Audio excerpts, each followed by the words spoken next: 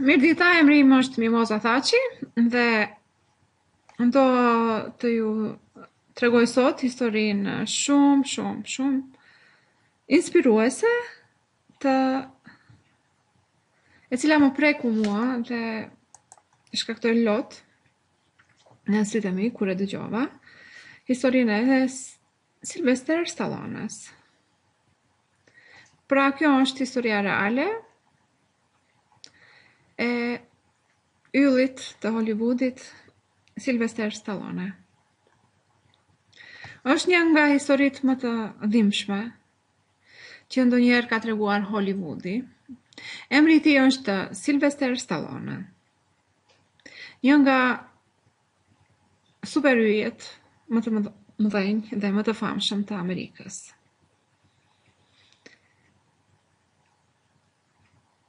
Në fillimet e tij, Stallone ishte duke vuajtur si një aktor i cili kërkonte rrugdaljen e tij. Në një pikë të jetës së tij, ai ishte aq trok, sa që vodhi stolitë e gruas së tij dhe i shiti.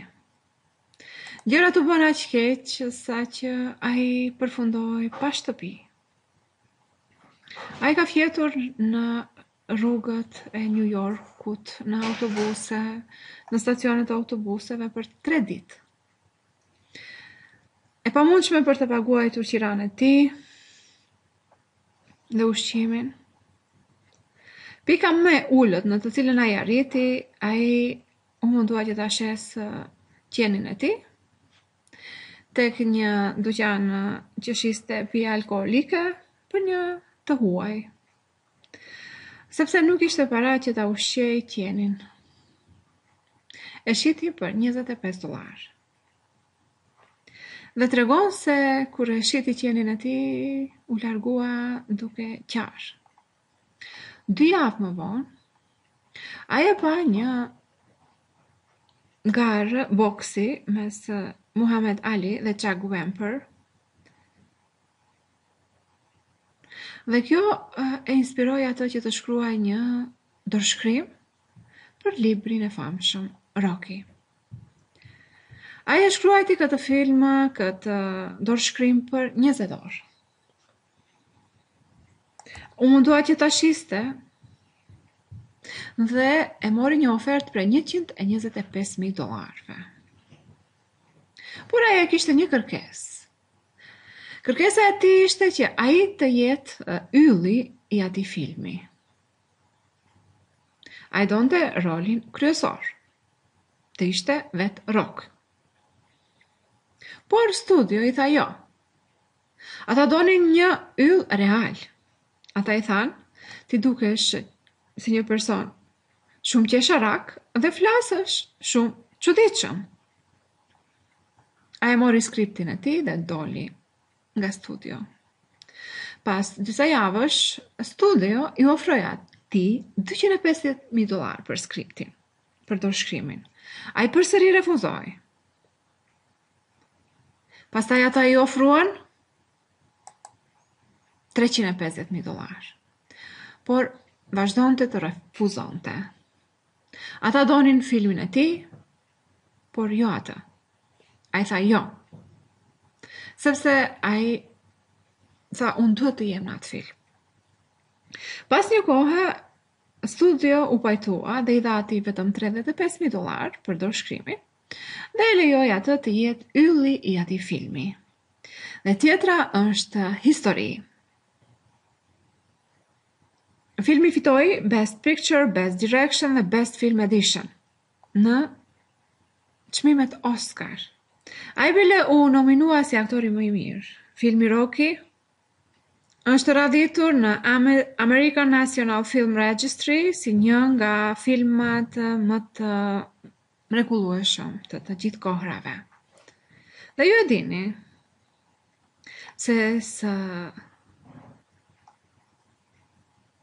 A dini se çfarë blejti së pari herë me $35,000?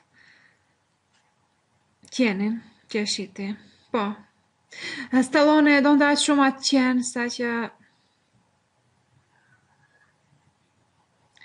qëndroi për 3 ditë që ta priste personin i cili ja shiti, të cilit ja shiti qenin.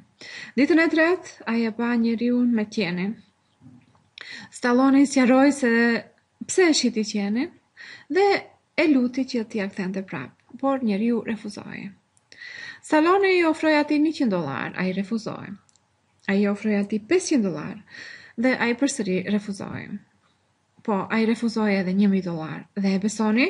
Ose jo, Stallone paguajti për qenin e tij $15.000, të njëjtin qen që e shiti për vetëm $25. Dhe së fundi ai e mori qenin e tij përsëri. Dhe sot,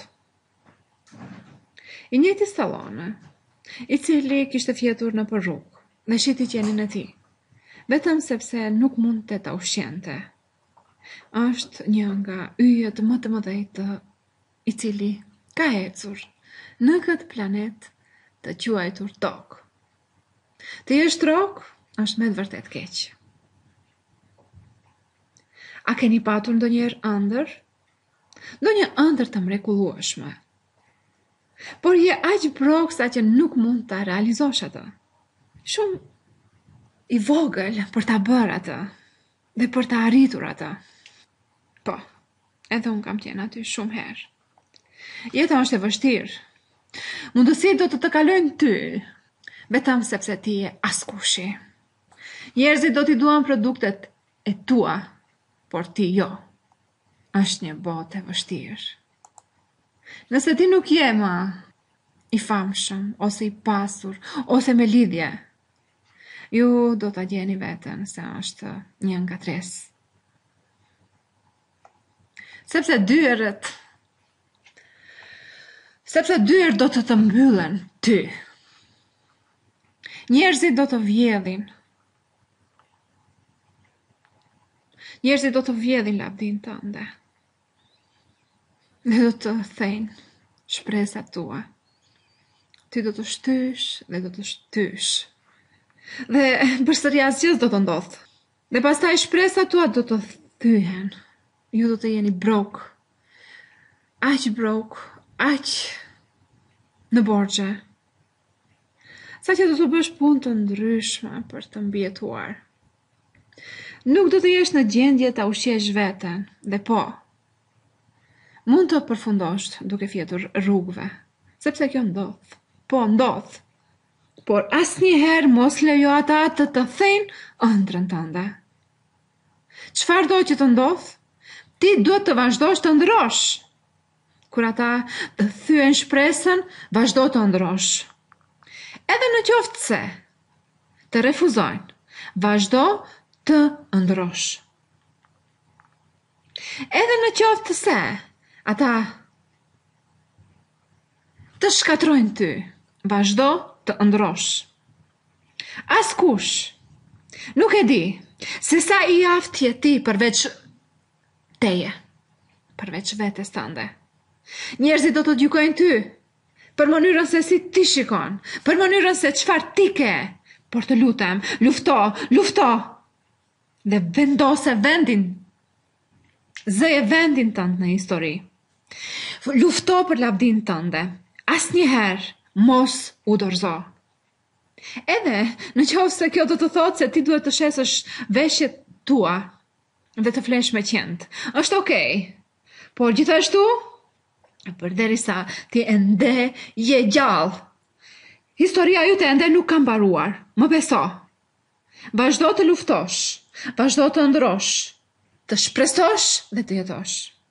Shko dhe merre atë. Unë jam Mimoza Thaçi. Vazhdoni të ndroni dhe mos lejoni askënd të ju vjedh ëndrrën tuaj. Sepse ai që të thotë se ti nuk mundesh, e di çfarë bën ai? Ai e merr, e vjedh ushqimin e fëmijëve tu. Ai është personi që të vjedh ëndrrën tënde. Dhe mos lejo askënd të vjedh ëndrrën. Ju dua, shihemi në sukses. Klikoni në linkun poshtë. Në qoftë se doni që të mësoni më shumë sa i përket rrugës suaj drejt suksesit. zhvillimit tuaj personal, shihemi në anën tjetër, ku është edhe sukses.